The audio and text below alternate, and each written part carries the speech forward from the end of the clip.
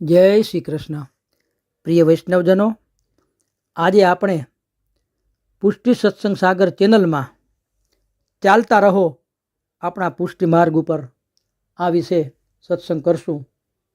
એ પહેલાં જો આપે પુષ્ટિ સત્સંગ સાગર ચેનલને સબસ્ક્રાઈબ ન કરી હોય તો સબસ્ક્રાઈબ કરજો તથા અન્ય વૈષ્ણવ મિત્રોને શેર કરજો, જેથી સત્સંગના નવા વિડીયોઝ તેમને સુધી પણ પહોંચી શકે.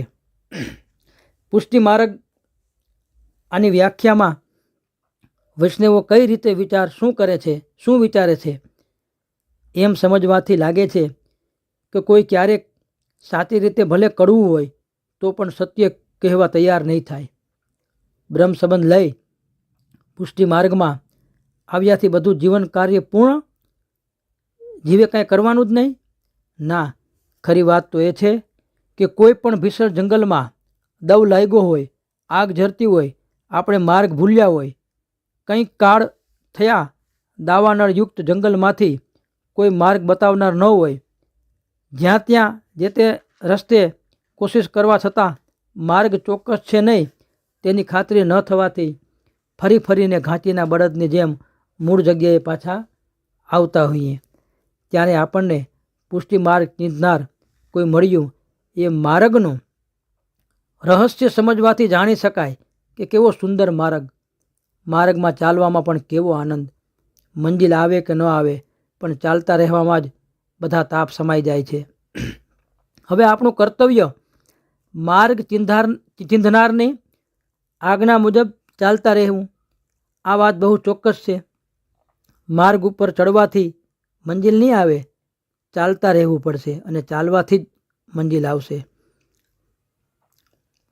તે પણ તેની રેખા અને મર્યાદાની અંદર જ. સહુ રાહગીરની સાથે જ, ગુરુના ઉપદેશ મુજબ, વૈષ્ણવના સંગે જ અને હરિને મળવા માટે જ. આમ બને ત્યારે સોગંદપૂર્વક કહું છે કે આથી ઉત્તમ માર્ગ ક્યારેય કોઈ યુગ કે કાળમાં અસ્તિત્વમાં હતો જ નહીં જેવો આજે આ છે એવો. ઘણા લોકો એમ માનતા હોય છે કે પોતે પુષ્ટિ માર્ગમાં આવે એટલે ઉદ્ધાર થઈ ગયો, બ્રહ્મ સંબંધ લઈ લીધું, કંઠી બાંધી લીધી. કોઈક સેવા પધરાવી હોય એટલે તેમને એમ લાગે કે આપણે પુષ્ટિ માર્ગે થઈ ગયા. ઠીક છે, પુષ્ટિ માર્ગમાં આવીએ એટલે એક કવચ આપણને મળી જાય છે કે મરતી વખતે યમરાજાનો કોઈ દૂત આપણને લેવા નહીં આવે અને તેઓ 400 યોજન એટલે કે 1600 ગાંવ દૂર રહે છે અને ન નરક યાતના મળે અને ન કોઈ બીજી યોનિ મળે. પશુ પંખી એવી હીન યોનિ ન મળે તો માનવ યોનિ જ મળે, એ પણ ભક્તિ કરવાની સગવડતાવાળા કુટુંબમાં મળે. પણ આપણે બ્રહ્મ સંબંધ લઈ લીધું, પુષ્ટિ માર્ગમાં આવી ગયા તો ઉદ્ધાર થઈ ગયો એ જે માને છે તેમને કોઈ સાચું સમજાવનાર નથી અને કોઈને સમજવું પણ નહીં હોય, અથવા તો આ માર્ગના જાણકાર છે તેને લાગતું હશે કે આવા નબળા લોકોએ માંડ બ્રહ્મ સંબંધ લીધું, થોડી ઘણી સેવા કરે છે અને જો થોડું વધુ આગળ વધવાનું કહેશે તો છટકીને દૂર નાસી જશે. એવી બીકે પણ હોય છે. પરંતુ હકીકતે 16 ગ્રંથ વાંચીએ, કોઈ તાદર્શી વૈષ્ણવને પૂછીએ તો ખબર પડે કે આ માર્ગમાં ઘણું બધું કરવાનું હોય છે અને તે બધું સહેલાઈથી થાય છે. પુષ્ટિ માર્ગની વ્યાખ્યા: માર્ગ એટલે ચાલતા રહેવું. પુષ્ટિ મંજિલ કેમ નથી કહેતા? પુષ્ટિ માર્ગ એટલે જ કહેવાય છે કે આ માર્ગમાં ચાલતા રહીએ તો ઉદ્ધારમાં કોઈ શંકા જ નથી. પણ એ પહેલાં એવી પૂર્વ શરત છે કે પૂર્ણ શ્રદ્ધા હોવી જોઈએ. ક્યારેક આપણા વૈષ્ણવ બંધુઓ અને બહેનો એ પ્રશ્ન પૂછે છે કે ક્યારેક પ્રભુનો અમને સાનુભાવ થશે? તો ક્યારે પ્રભુ 84 વૈષ્ણવને 252માં જણાવવામાં મુજબના સાનુભાવ અમને ક્યારે જણાવશે પ્રભુ? અને પ્રભુ ક્યારે અમારી પાસેથી માગીને આરોગ્યને એવી ઈચ્છા કરે? કારણ કે હું પણ શ્રી ઠાકોરજી પધરાવી અમુક સમયથી માર્ગના નિયમ મુજબ સેવા કરું છું, એટલે કહેવામાં આવે છે કે મારો અધિકાર ક્યારે થશે? પ્રભુ સાથે મિલન વિશે વિચારવું, પ્રભુની સેવા અર્થે વિચારવું, આવા વિચારોથી ઉત્તમ બીજા કયા વિચારો હોઈ શકે? એટલે આ વિચારો ઉત્તમ છે, તેમાં કોઈ શંકા નથી. તો પણ ક્યાંક ભૂલ છે તે યાદ આવ્યા વિના રહેતું નથી. પહેલી વાત એ છે કે શ્રી ઠાકોરજી જે તમારા પર બિરાજમાન છે તે પૂર્ણ પુરુષોત્તમ શ્રી ગોકુલનો નાથ છે, વ્રજના ઠાકુર છે. તેમાં તો તમને કોઈ સંશય નથી ને? આપણે સેવા કરીએ છીએ, ભોગ ધરીએ છીએ, સાજ શૃંગાર આરતી વગેરે જે કાંઈ કરીએ છીએ તે શ્રી વલ્લભની કાની પૂર્ણ પુરુષોત્તમને માટે જ છે. તેની તો તેમને પૂર્ણ રીતે ખાતરી થઈ ગઈ હશે ને? ના, નથી થઈ. જો એમ જ હોય તો સેવા એ જ ફળ છે, તે આ માર્ગની રીત છે. અને આપણે જે કાંઈ કરી રહ્યા છે તે પૂર્ણ પુરુષોત્તમનું જ કરી રહ્યા હોય તો બીજા ક્યાં સાનુભાવની જરૂરત છે? આ વાત ખરી હોય તો સેવા તો શ્રી વલ્લભની કૃપાથી મળી છે, તે પૂર્ણ પુરુષોત્તમની જ છે. આ માર્ગમાં જ આ ફળ છે, તે તો પ્રાપ્ત થઈ ગયેલું છે. આ હદે જો આપણું અંતર્મન કબૂલ થયેલું હોય તો બીજો કોઈ વિચાર પણ ન આવે. આ વિચારથી જો પૂર્ણ આનંદથી સેવા થાય તો વગર માગ્યે ફક્ત 2 દિવસમાં જ પ્રભુ સાનુભાવ જણાવ્યા વગર રહી ન શકે. આને તેની વધારાની કૃપા આપણને પણ ગણવી પડશે. કોઈ પણ હેતુ વગરની કૃપા પ્રભુ કરે છે, અગાઉ પણ થયેલ છે.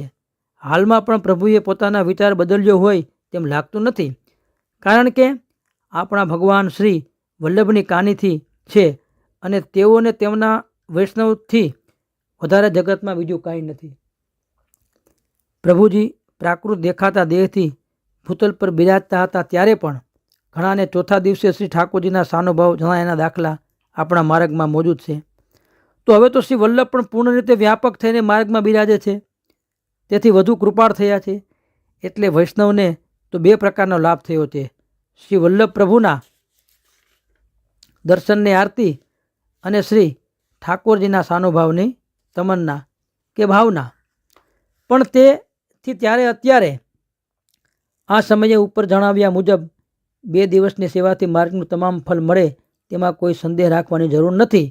આપણા મનની શંકાને શ્રદ્ધાપૂર્વક દૂર કરવાની જ ફક્ત જરૂર છે. અશક્ય કાંઈ જ નથી. 84 વૈષ્ણવના કે 252 વૈષ્ણવોના ચરિત્રો વાંચો ત્યારે ઈર્ષા ન કરતા તેમાં અને આપણામાં ક્યાં ફેર છે તે તપાસો. આપણે એવા ક્યાંથી થઈ શકીએ તેવી નિરાશાનો ત્યાગ કરો. તેમણે કેમ કે આપણે કહેતા હોય કે બાપા એ તો 84 ને 252 થઈ ગયા કે આપણે ભાઈ એવા ક્યાંથી? પણ એ તપાસવાનું કે શું ઘટે આપણામાં તેવી નિરાશાનો ત્યાગ કરો. તેમને આપણા કરતાં સેવા માટે શું સગવડ હતી એ સમય વિચારો. 500 વર્ષ પહેલાં કે કેવું ઘર હશે, કેવી અપરસ મેંડ મર્યાદા કઈ રીતે રાખતા હશે, કઈ રીતે પાડતા હશે. તો એ વિચારવું જોઈએ કે એ સમયમાં શું સગવડતા હતી તે વિચારીએ. કદાચ અત્યારના સમયમાં સેવા સ્મરણ કીર્તન માટે પહેલાં કરતાં વધુ સગવડો છે. જીવને ભગવાનથી દૂર કરવા માટે આ ઘાતકી યુગે ઘણી સગવડ કરી આપી. તેમનું ઉર્ધ્વગમન પ્રભુની સેવા માટે કરી નાખો. યુગના સાધનો જેવા કે ટેપ, રેડિયો, ટીવી, ટ્રેન, બસ, હવાઈ જહાજ, વધુ પ્રમાણની આવક, વધુ પદાર્થો જે યુગ પરિવર્તનની સાથે વધ્યા છે તે બધું પ્રભુથી દૂર કરવા માટે જ સર્જાયેલું છે. ધારો તો તેનો વિનિયોગ સેવાર્થે પણ કરી શકો. ઘણો ઉત્તમ આ કાળ છે. તે કાળમાં આપણા મનને કાબૂમાં રાખીએ તો આશીર્વાદરૂપ બની જશે. આવા ભયંકર યુગમાં જન્મ મળ્યો તે પણ ઉત્તમ ફળ પ્રાપ્ત કરાવનાર બની જશે. પરંતુ આના માટે પણ કૃપાની રાહ જુઓ અને માર્ગની પ્રણાલી મુજબ ચાલતા રહેવું પડે. બસ ચાલતા રહો, ચાલતા રહો, ચાલતા રહો. શ્રી વલ્લભાધીશ કી જય.